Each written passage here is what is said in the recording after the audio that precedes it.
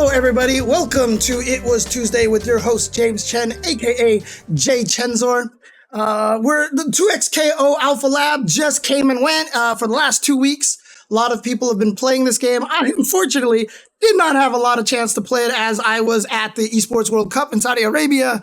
So I really didn't get my hands on it particularly much, but, I did get a chance to sit down, mess with it a little bit, get a few early impressions about it, and have some thoughts here. But currently, right now, it's very clear the game is probably still very early. So I don't know if we can expect the game to come out like even in 2025, maybe, like might not even come out then. Because we don't know how many characters are going to show up, et cetera, et cetera. A lot of the menus, like even the button config menu still seemed like placeholders, et cetera, et cetera. And it's just an alpha. It's not even a beta. It's just a alpha. So I don't know what the time frame of this, but what we have so far is looking very strong so far, very, very strong. And it looking like it has a potential to be a very, very solid addition to the FGC space out there. However, it's really interesting here because a lot of people, because the game has had, has single button special inputs, and because, it's a League of Legends fighter, and a lot of people were kind of coming into this thinking that, this game is supposed to be very beginner friendly. And I guess the devs were on record recently saying, like, we never said that. We don't know why people are thinking that. And because I'll tell you this right now, from what I've seen of the game and from what little I have had a chance to try to play it, right, yeah, people assume because it's Riot. But I will tell you this right now. There's nothing beginner friendly about this game at all. Like, this is, even with one button special inputs, part of me actually, again, I'm used to doing motions and stuff like that, but I swear it actually is confusing now. Like, I actually feel like it's more confusing because having motion inputs helps me categorize moves from each other. So it's more like I can mentally separate them so I know I can cancel into special moves. But like, this is just like you can chain into some of the but it feels like chain. And like when you're trying to add assist to it, dude, the whole thing is like, you're playing Twister with your finger on this thing.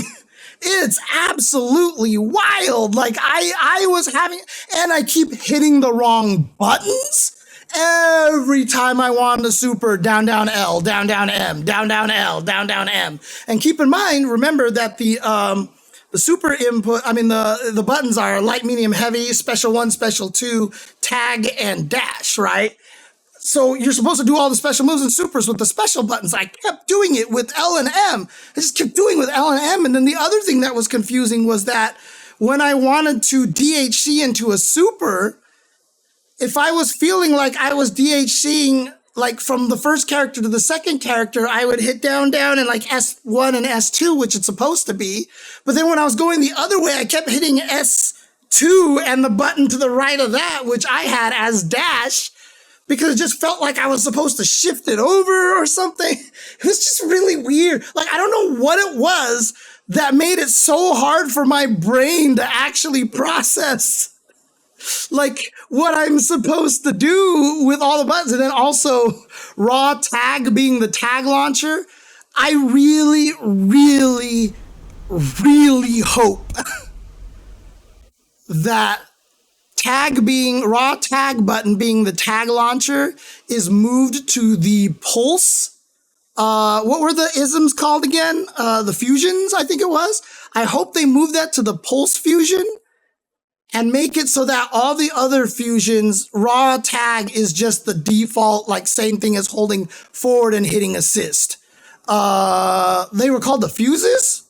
You're right. The pulse fuses. Yes, that's okay, yeah. The pulse fuses. So I'm hoping that raw tag just calls the assist like holding forward, and maybe the tag launch is down and tag on the other ones, because having to hold forward and back and hitting tag, being forced to do that, to call the tag, is really bizarre because that adds to the whole when I want to do tag combos, like in Marvel 3, a lot of times I could use neutral to hit like buttons at the same time, which just made more sense to me or something. I don't know.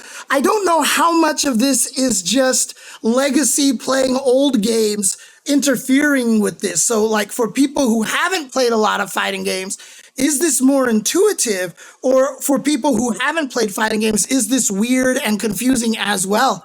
I don't know. It was very weird, right? So Gundam Hoochie Kai says it was fine for him because he played BB Tag. So maybe it's normal, right? And maybe that's just how it works, and it feels fine for them. So it might just be me having a lot of bad legacy problems that's causing me issues over here. Raw tag, holding tag messed you up, but that's a Marvel 3 thing. So, so maybe that's how it works. But the point being is that this game is very complicated. The handshake stuff, the ability to switch and to be able to make your assist move further forward by holding the tag button, like, dude, there's so much going on, and there's mechanics everywhere. So if you were hoping that this was going to be a good fighting game to help you get into fighting games, because not only on top of that, but from the gameplay standpoint, as all the Mortal Kombat players are finding out, tag games are insane by nature. By nature, tag games are absolutely insane. And a lot of the MK players are not fans of the way MK1 has turned into a complete, like, just a crazy, like, insanity kind of game. But there's a lot of people who love that. But the one thing about insanity kind of tag-based games like this are the combos are usually long. There's always a lot of touch of deaths, which a lot of people are finding. And when you fight against somebody who is better than you, you get smoked really, really badly. So it's going to be interesting. MK players are experiencing what KOF players went through during the Nests arc. Yeah. Fair. Yeah, and you die fast. You don't get to play. So this game is rough for people starting. And in fact, a lot of the influencers who got into the Alpha Lab, now eventually every influencer got 200 codes to give away. So most people had a chance who really wanted to try the game, had a chance to try it. But a lot of the influencers who are like trying it for the first time and stuff, like, I saw a lot of people just kind of stop. They're like, I saw a lot of people, and again, this might just be bad or coincidence on my timeline, but I saw a lot of people saying, like, yeah, the game just isn't for me. I couldn't gel with the game. But then there's some people out there who said, yeah, they were surprised by how much they really enjoyed the game. So it's going to be interesting to see what this game is trying to fill, what like slot this game is trying to fill, because right now, this game seems like it's really going to fill the Dragon Ball Fighters niche, right? Because Dragon Ball Fighters, we haven't seen anything about it getting new Dragon Ball Fighters. And I know Dragon Ball Fighters has gotten kind of crazy with mixes and stuff like that. I'd be interesting to see if 2XKO kind of takes over that. Yeah, couldn't gel with characters. Obviously, we're going to get more characters, and that's one of the cool things is that they were brave with the characters. They just let the characters rock. But again, one of the really confusing things is that there's no consistency between any of the characters with the special moves, right? Like, I guess they kind of wanted to make it feel like other fighting games where some characters just don't have a quarter circle forward, et cetera, but like, some characters could change certain things from S1 to S2, sometimes the S2 to S1. Some characters had down versions of things. Some characters had, forward versions. Like Ari could like shoot fireballs in 3 different directions, but her S2 could be going like 5 different directions. And, S2 could neutral S2, or S1 could go into S2 or something. Like, there was a lot of really crazy crazy things going on there. So yeah, but again, the character depth is really high. Like I tried to play Yasuo, and Yasuo turned out to be really complicated because his calm stance is insane. Like you can do like 17,000 things off of that. And, he was designed by Marlin Pie, and we know the kind of combos Marlin Pie did. So I know I only scratched the surface of what Yasuo can do, and I didn't even play with a lot of different assists. So I just imagine like the depth that you're going to get out of this game is going to be absolutely insane. Yeah, they'll probably try to speed the game up a bit and probably try to remove some of the touch of deaths. The hit stun might have been a little too long. I know other games have had that problem before as well. But yeah, the game has a lot of potential depth. And this kind of brings up to the other thing that I really wanted to talk about was duos, right? So obviously one of the things that you can do in this game is you could play duos, and the person who is sitting in the back and not playing the point characters, it's not two characters at the same time. This is literally one character. One person plays the point character, and the other person is the one who decides when to assist, what to assist, like how to, when to DHC, et cetera, et cetera. And yeah, I mean, you can see it. Lurker Spine says in the chat, duos were fun as hell. A lot of people really dug duos, and duos was super fun for a lot of people. And I think the potential for duos is massive. And so like I kept asking on Twitter, I was like, are there any advantages that duos have over single? Right. And a lot of people said, mental stack might be a little bit easier to time when to throw in your assist, because you don't have to. The other guy is responsible for that. There are things where you could handshake tag into the assist, but try to keep the Rekka going for the character that's now the assist. That's a little bit easier in duos, etc. But from what people have said to me, obviously the biggest problem is going to be the communication, right? So maybe you did like you're thinking to yourself, I need to tag out. And if you're actually just playing, you're just be like, oh, I'm just going to tag out. And most people who play singles are going to be good enough to do most of the execution, especially at the highest levels, because what I'm worried about right now is the highest levels, right? The reason why is because if duos do not present a significant advantage at the highest levels, and in fact, might even be a slight disadvantage, I really hope tournaments just are mixed. Just let people play duos. Like if Evo runs 1-2x KO tournament, just let singles and let duos rock.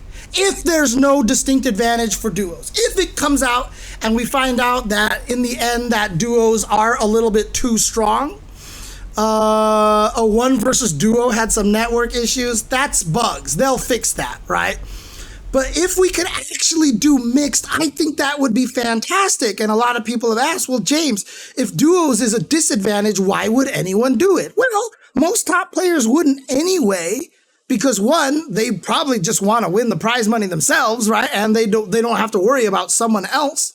But the point is, being able to enter a tournament with your friend is really cool and a lot of fun and will allow people who are maybe too scared to enter tournaments team up with a friend who's good at it, and they could just have a good time learning together and practicing, and you get like this cool, cooperation. Now, obviously, you could end up with two people getting mad at each other, like that has happened in Street Fighter Cross Tekken days, where two players on the same team almost ended up hating each other.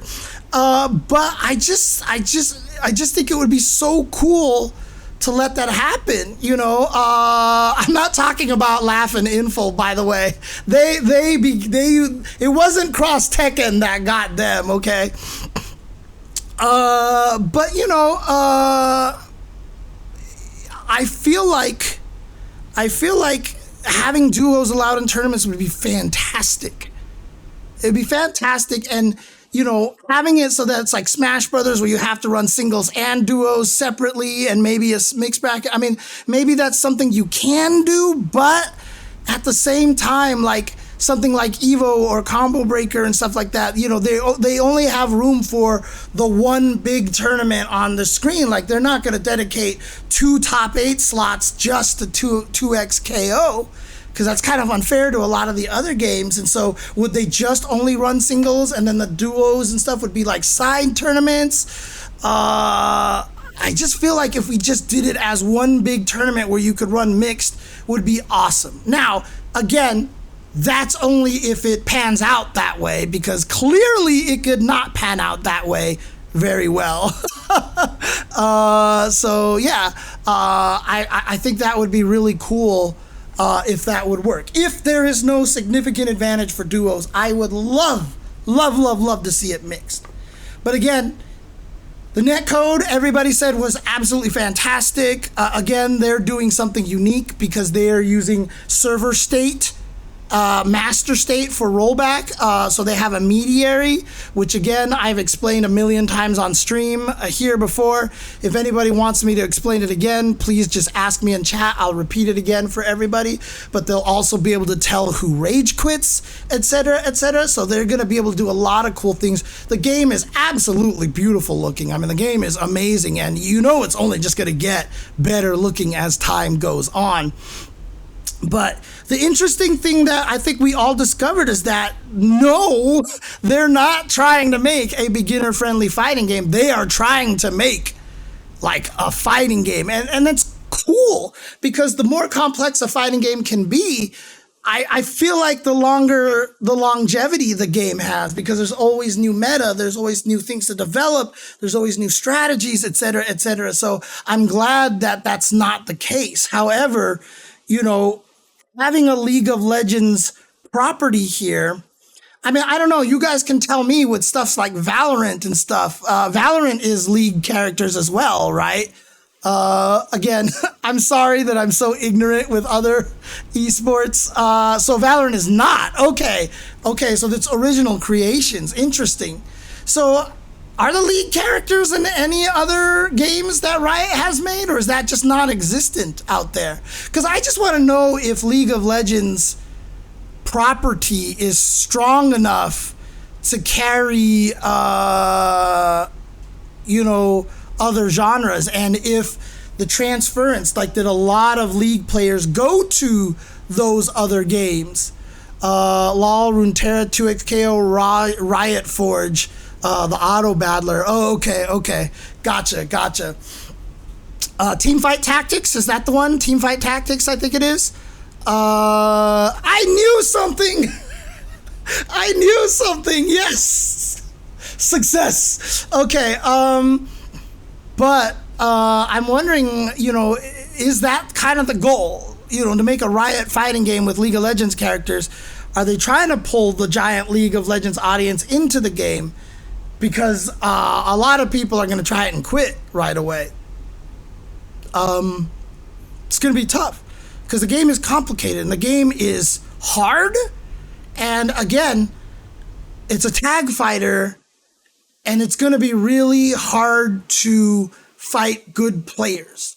Now, if their player base is high, which is the ultimate weapon in terms of that for skill-based matchmaking, if there's a lot of player base, it makes the game a lot better, as you can see from Tekken and Street Fighter 6. The online in those games work better because they have a large player base, whereas a lot of the anime games suffer because they're ranked peters to non-existent almost instantaneously, and so the only people you get paired up with oftentimes are people way above your skill, and it's just not fun at that point. So I really, really hope that, the player base is strong for this, so that the skill-based matchmaking can provide a quality ranked experience, Okay, so Little Akaba Game says that he had a lot of friends who do play League and not fighting games who were in the alpha and had a great time. Okay, that's good.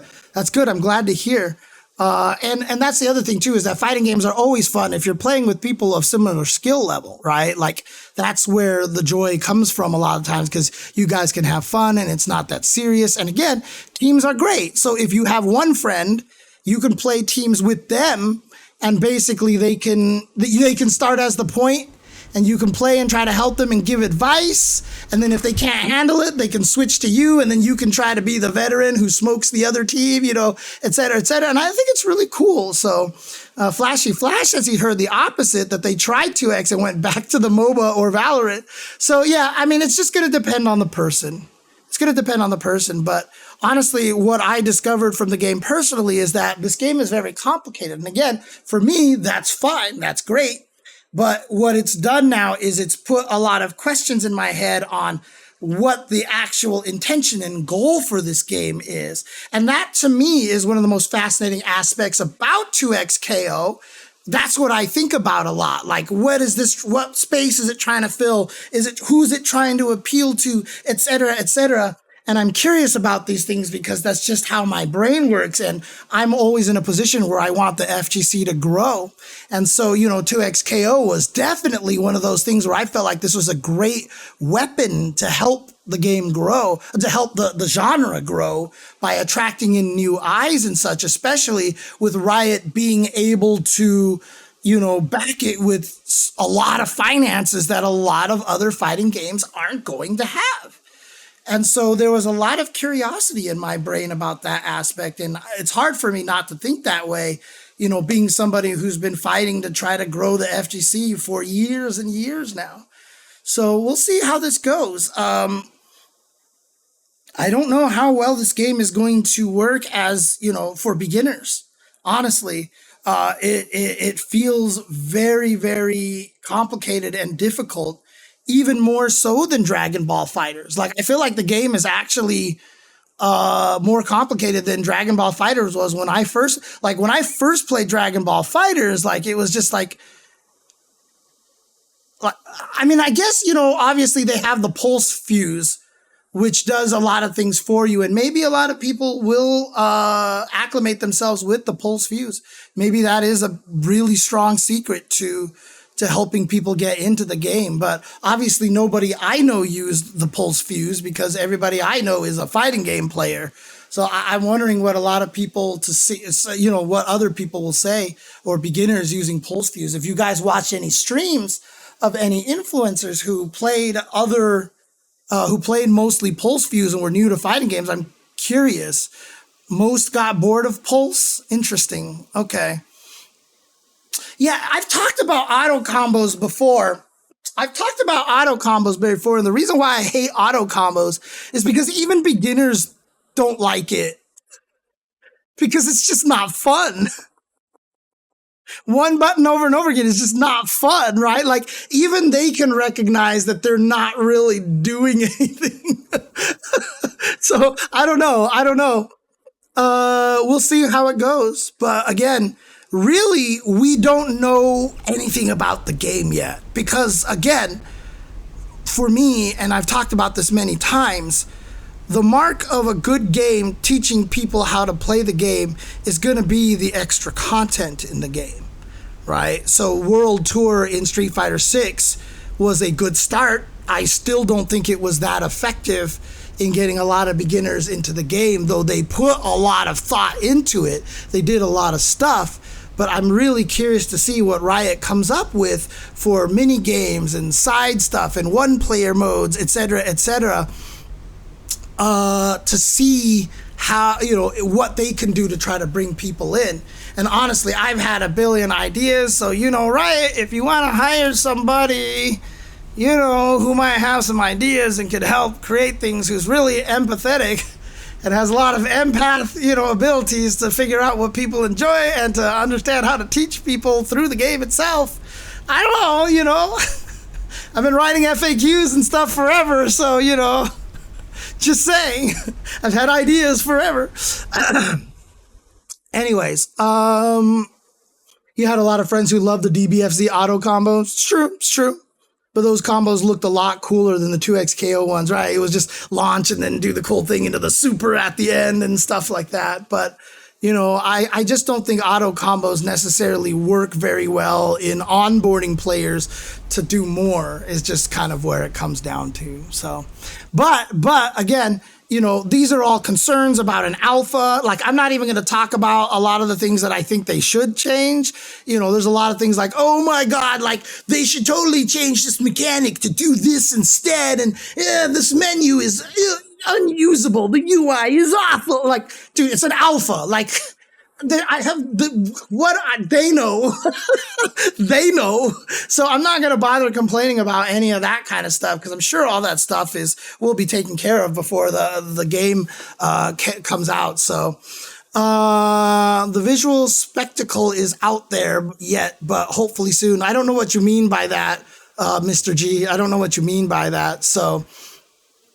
But there's a long way to go in this game. Oh, it's not there. Oh, okay. So, one friend said he hated the character designs. Yeah, I mean, again, I like the character designs because I thought they had a lot of really neat variety, and it's only going to get crazier probably. I mean, the fact that all 6 of the characters that we had, Echo with the crazy time stuff, Alawi with the traps and the tentacle mechanic, Yasuo with just like 1,000 things you can do in the stance canceling and the calm stance and all that stuff. Obviously, Darius with the chip mechanic, which everybody said was kind of strong.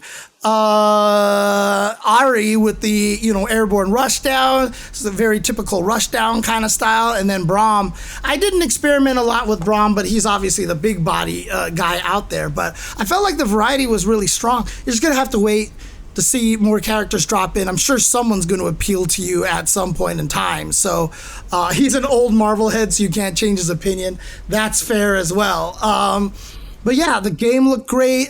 Functionally, everything about the game felt very well, like very high quality, right? Like the controls felt great. The netcode felt great, according to everybody who managed to play online. That's what I'd heard from a lot of other people talking about it. The character designs are really cool. The animations are beautiful. There's a lot of good things about this game right now. And I feel like this game has a lot of potential to really become a hardcore member of the FGC space, right? And I think that would be exciting because, again, the more the merrier. It's hard because there's so many fighting games. The lobbies were great. Oh, I didn't have a chance to try to mess with the lobbies as well.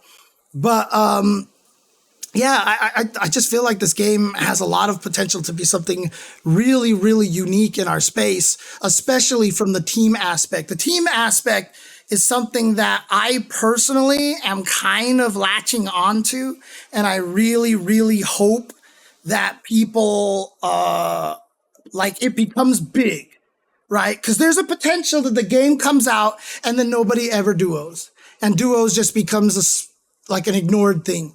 I really hope that doesn't happen. I really hope duos is a major focus, and that a lot of people end up playing duos and that it's a very common thing. Because like I said, I think having that team aspect is great.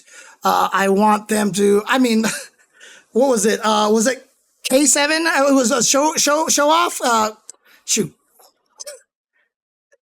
God, why am I blanking on the name? Sonic Fox and Show had a 100 K7 show off. Thank you. Yeah, so I was right. Good. 100-game win streak with duos online. So again, that's pretty nuts. The synergy that they kind of had at some point in time. The potential is there for duos to be very strong. But again, like if the grand prize is like $10,000, do you want to split it 5,000?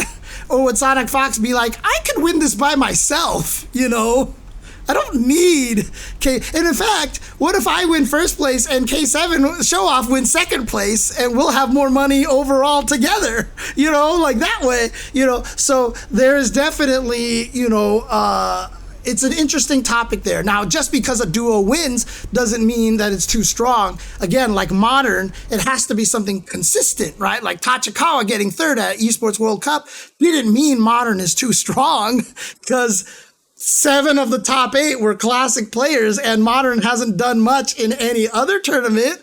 either. So we haven't had a modern player really win a big tournament yet. So just like that, we'd have to properly evaluate duos. But again, is there a chance duos could be broken? Absolutely.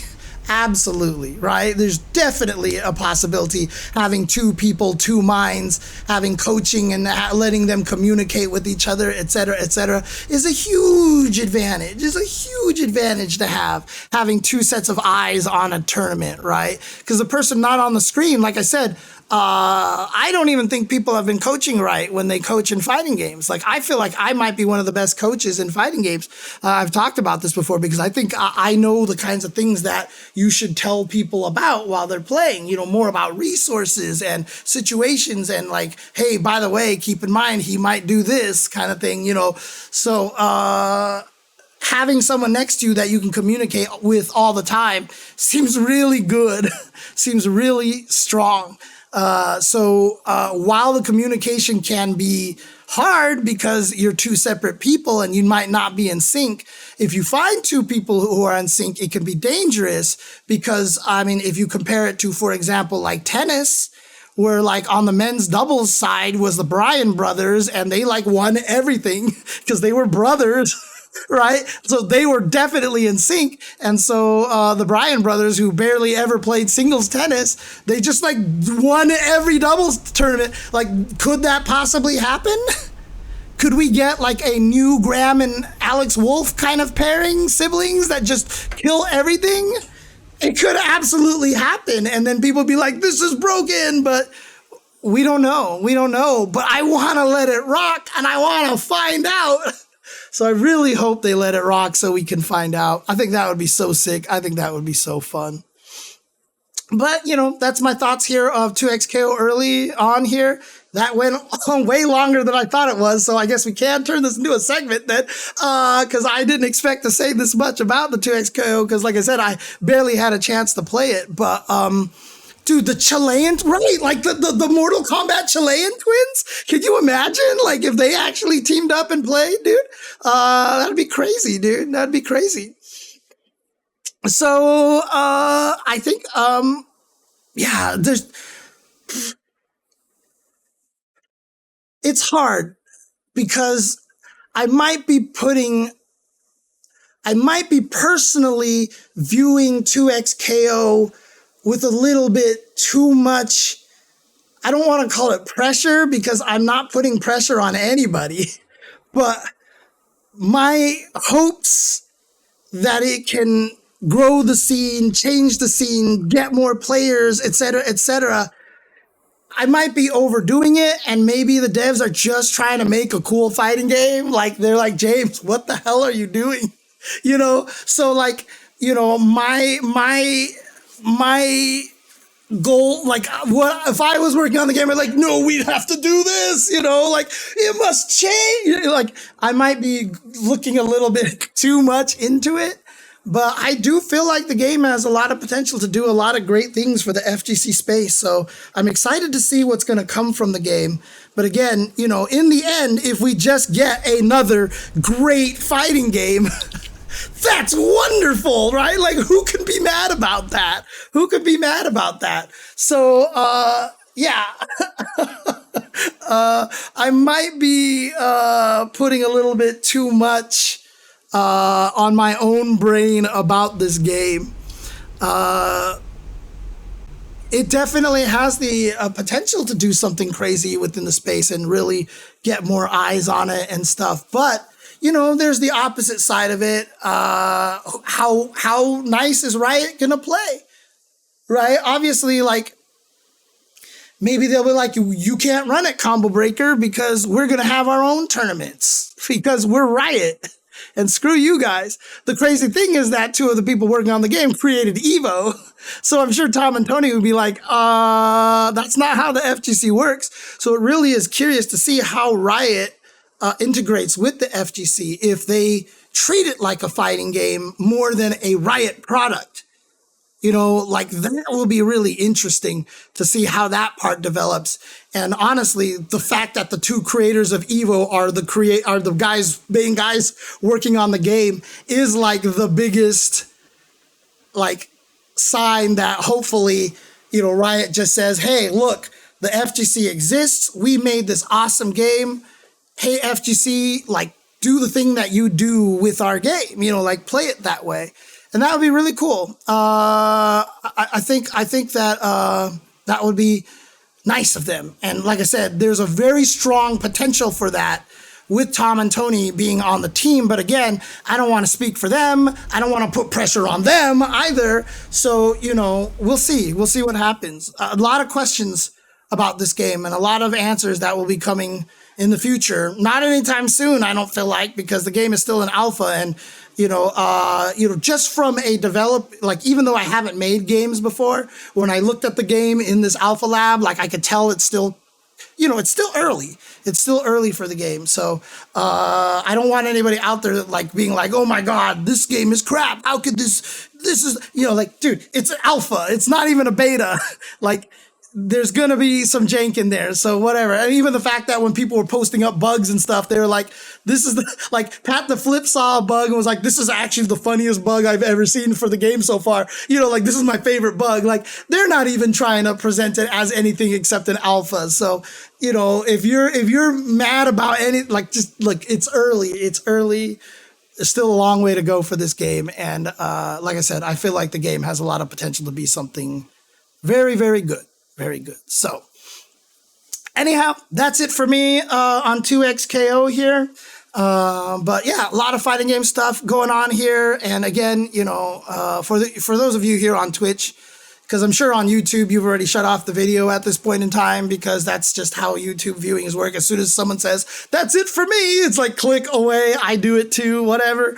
But for those of you here, I please keep on me. I really need to make some changes. I'm trying to do a lot more YouTube exclusive content as well. I'm working on some of that stuff. I'm going to change my Patreon stuff. I might shutter the Ultra Chen and Patreon and Discord and just move it all to the Chenzor Dynasty stuff, and then revamp the Chenzor Dynasty to really become a little more active and a little more organized and a little more community-like. So I'm going to try my best to do stuff there. And I'm probably going to create some very odd Patreon goals for my own Chenzor Dynasty. So we'll see. But Synchronize will be on tomorrow. After that, I'll try to stream again. And I'll probably just do a casual stream where I talk to you guys about all these future plans and just ask what you guys think. And, obviously, it's really comes down to you guys on where I go with a lot of the stuff, what you guys want to see. So that's the goal. I need to do better than what I'm doing right now because, obviously you guys enjoy watching me do World Tour. It's not a big, it doesn't get a lot of viewers and it sucks because I have to think that way a lot of the times. But, the way that the rest of this year is going, I'm not sure if there's a lot of gigs coming up for myself, so I've got to step it up in a lot of other directions. So I definitely need to work harder on the content, et cetera, et cetera. So like I said, look for the future Chenzor Dynasty.